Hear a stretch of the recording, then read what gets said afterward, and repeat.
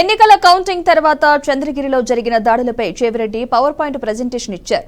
TDP అధికారంలోకి వచ్చిన 50 రోజుల్లో చంద్రగిరి నియోజకవర్గంలో 34 మంది వైసీపీ నేతలపై భౌతిక దాడులు చేసి ఆస్తులు ధ్వంసం చేశారు.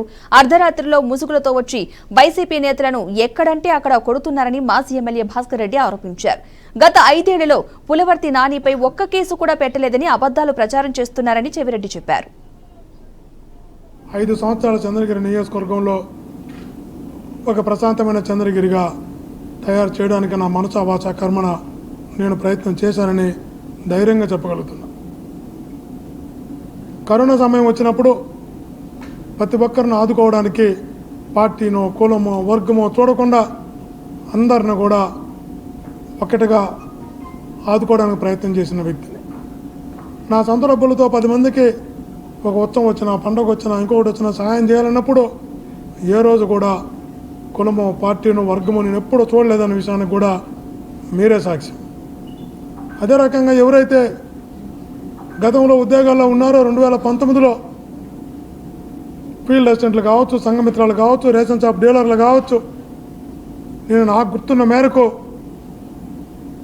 ఒక్కరంటే ఒక్కరిని కూడా తొలగించే ప్రయత్నం నేను ఎప్పుడు కూడా చేయలేదని కూడా చెప్తాను. ఎవరు నా దగ్గర తెస్తే నిజంగా తప్పు చేసి ఎవడన్నా ఒకరు ఉంటే అధికారులు తీసుకున్న చర్య వాళ్ళు తప్ప ఒక్క మనిషినంటే ఒక్క మనిషిలో నాకు గుర్తున్న మేరకు ఫీల్డ్ వేసేటనో సంఘమిత్రనో రేషన్ షాపులో తొలగించేట ప్రయత్నం ఏ రోజు చేయలేదనే విషయాన్ని కూడా మీ ద్వారా తెలియజేసుకుంటున్నాం.